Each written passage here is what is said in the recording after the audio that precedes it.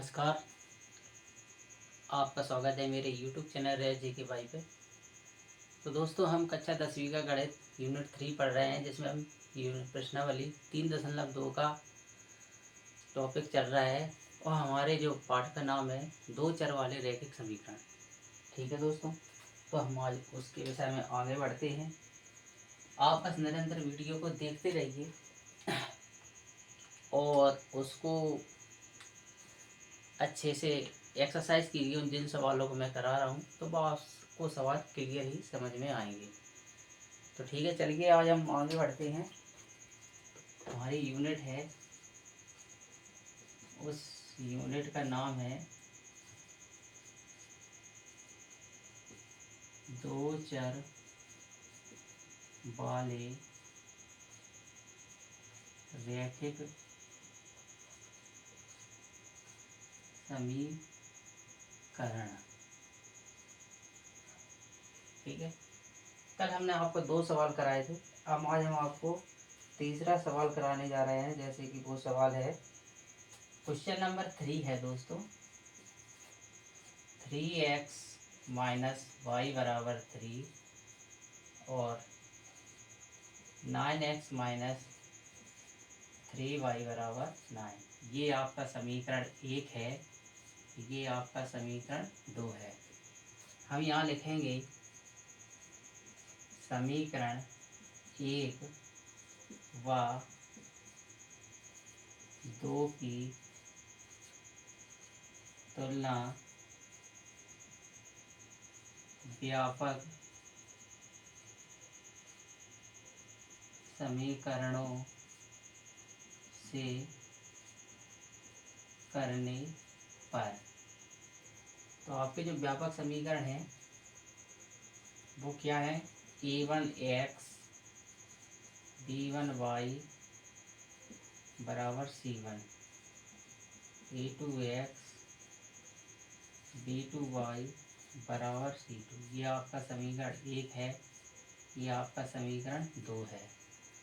तो हमारा a1 बराबर 3 होगा, b1 बराबर माइनस का 1 होगा और c1 बराबर 3 होगा।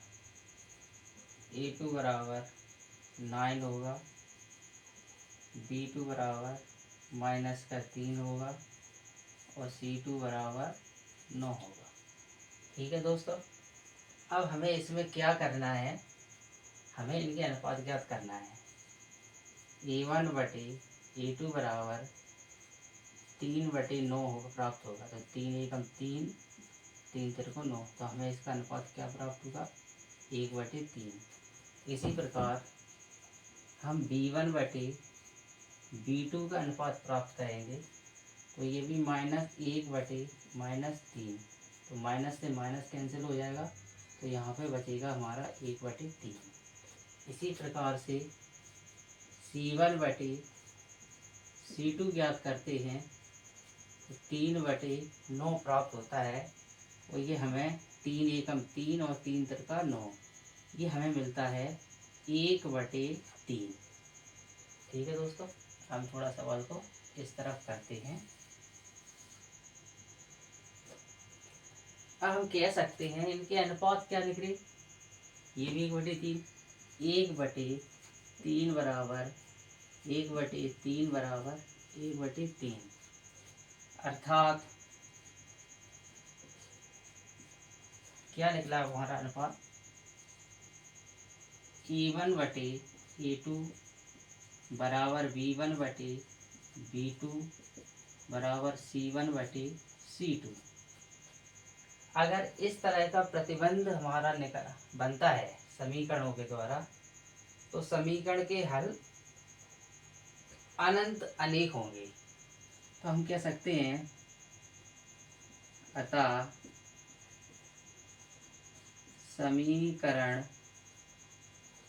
समीकरणों के हल अनंत अनेक है। हम कह सकते हैं कि जो समीकरणों के हल हैं वो कैसे हैं? अनंत अनेक है। तो दोस्तों पिछले वीडियो में हमने आपको बताया था कि यदि समीकरण के हल अद्वितीय नहीं है तो हमें उस समीकरण में एक्स वाई के मान निकालने की ज़रूरत नहीं होगी। तो इस समीकरण के हल हमें अद्वितीय तो नहीं मिले हैं, इस समीकरण के हल हैं अनंत अनेक, अर्थात रेखाएं समपाती हैं। रेखाएं समपाती हैं तो हल अनंत अनेक होंगे। हल अनंत अनेक होंगे तो ये सवाल यहीं आपका पूर्ण हो जाता है। इसलिए हमने आपको बताया था कि किसी भी इस यूनिट में किसी भी क्वेश्चन को हल करने से पहले, एक्स वाई का मान निकालने से पहले उनकी ये कंडीशन ज्ञात कर लेते हैं। कंडीशन क्या है? अगर ये शर्त इस प्रकार का प्रतिबंध बनता है तो हमें समीकरण में एक्स वाई के मान निकालने की जरूरत नहीं है। हमें एक्स वाई के मान केवल उसी स्थिति में निकालेंगे जब समीकरण के हल अद्वितीय आए, मतलब a1 a2 b1 b2 और c1 c2 का अनुपात बराबर ना हो। तो समीकरण के हल अद्वितीय होंगे, तभी हम एक्स वाई के मान निकालेंगे। ठीक है दोस्तों, तो ये आपका सवाल पूरा हो चुका है। इसको आप स्क्रीनशॉट ले लीजिए या नोट करना चाहो तो नोट कर लीजिए, ताकि हम आगे और दूसरा सवाल देखें। इसको हम साफ कीजिए देते हैं।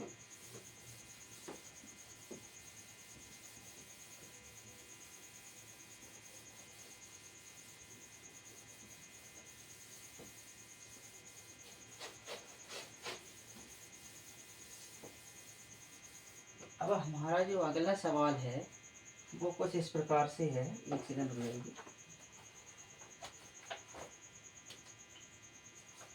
हमारा जो अगला क्वेश्चन है वो है क्वेश्चन नंबर 4। तो क्वेश्चन नंबर 4 हमारा क्या है?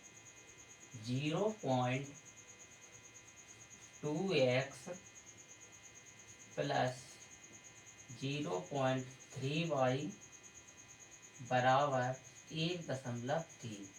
ये समीकरण 1 है। समीकरण 2 क्या है? 0.4x प्लस 0.5y बराबर 2.3। ये हमारा समीकरण 2 है। तो दोस्तों इस समीकरण को हल करने से पहले ये संख्या दशमलव में दी हुई है हमें, तो इन संख्याओं को पहले हम सरल कर लेंगे। तो हम लिखेंगे समीकरण 1 व समीकरण 2 को सरल करने पर। तो हम समीकरण को पहले सरल करेंगे। तो सरल क्या करेंगे? हम इन दशमलव को भिन्नों में बदल देते हैं। जैसे 0.2 है तो हम इसको लिख सकते हैं 2/10x प्लस 3/10y बराबर 13/10। इसी प्रकार से समीकरण 2 में 4/10 प्लस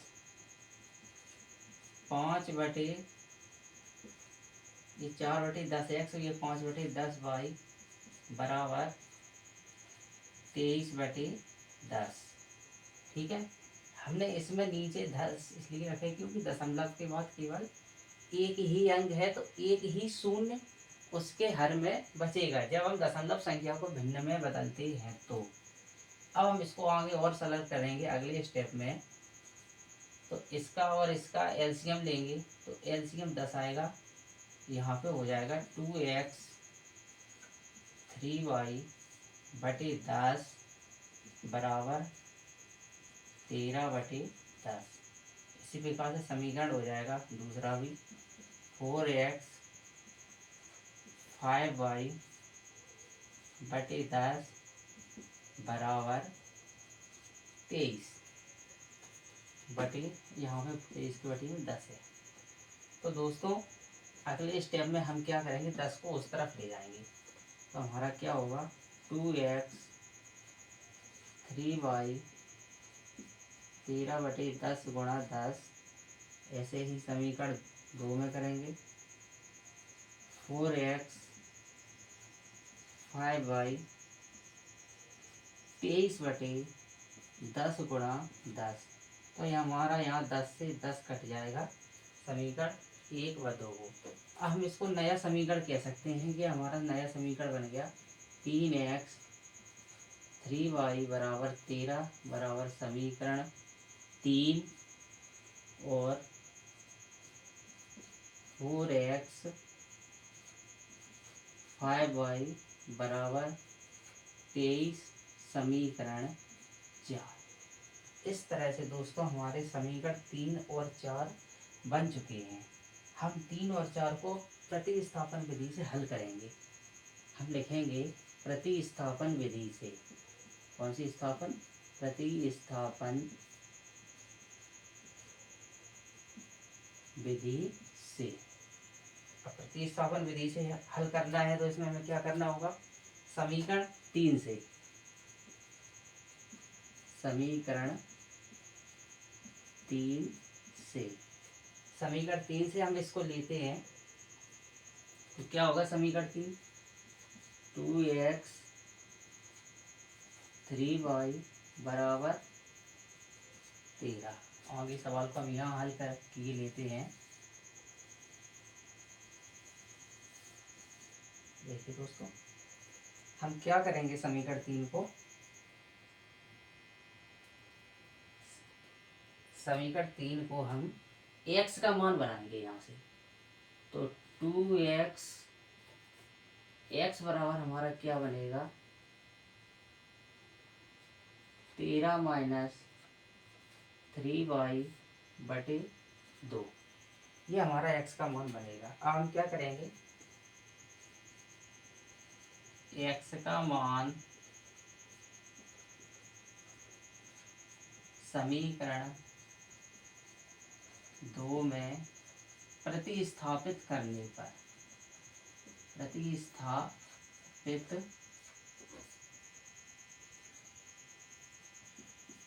करने पर x के मान को हम समीकरण 2 में प्रतिस्थापित करेंगे। x का मान समीकरण 2 में, समीकरण 2 हमारा के समीकरण 2 नहीं, सॉरी, यहाँ पे समीकरण 4 होगा। तो समीकरण 4 में समीकरण क्या है? 4x प्लस 5y बराबर 23। तो 4x 5y बराबर 23, ये हमारा समीकरण 4 है। हम इस x की जगह पर इस वाले मान को रखेंगे। तो 4 गुणा 13 माइनस 3y बटे 2 प्लस 5y बराबर 23। अब यहाँ पे दोस्तों क्या होगा? 2 एकम 2, 2 दूना 4, इन वाला 2 का इस कोष्टक के अंदर गुणा होगा। तो 13 दूनी 26 माइनस 3 दूनी 6y और प्लस के 5y बराबर 23। ये हमारा टॉपिक निकल कर आएगा। अब हमको क्या करना है? 26 को उस तरफ ले जाना है और चर राशि को आपस में सॉल्व करना है। तो माइनस के 6y और 5y, पहले 26 कितना होगा? तो माइनस के 22 और 23 माइनस 26। तो यहाँ पे क्या बचेगा? माइनस y बराबर 26 में से 23 जाएंगे तो माइनस के 3, माइनस से माइनस कट जाएगा। तो हमारा क्या बचा? y बराबर 3। तो इस प्रकार से हमने y का मान निकाल लिया है। अब हम y का मान समीकरण 3 में रखकर x का मान ज्ञात करेंगे। तो हम यहाँ पे लिखेंगे y का मान समीकरण 3 में रखने पर, y का मान समीकरण 3 में रखने पर, तो y का मान समीकरण 3 में रखते हैं। तो समीकरण 3 हमारा क्या है? समीकरण 3 है 2x 3y बराबर 13। अब यहाँ पे हम y का मान रखते हैं। तो y का मान रखते हैं, क्या होगा? 2x प्लस 3 × 3 बराबर 13, 3 3 को 9, 9 को उस तरफ ले जाएंगे। 2x बराबर 13 - 9, 2x बराबर 13 में से 9 जाएंगे, 4 बचेंगे। तो x बराबर 4/2, 2 दूना 4। तो जो हमारा x का मान निकल कर आया है वो आया है 2। तो इस प्रकार से हमने प्रतिस्थापन विधि से x बराबर 2 प्राप्त किया और y बराबर 3 प्राप्त किया।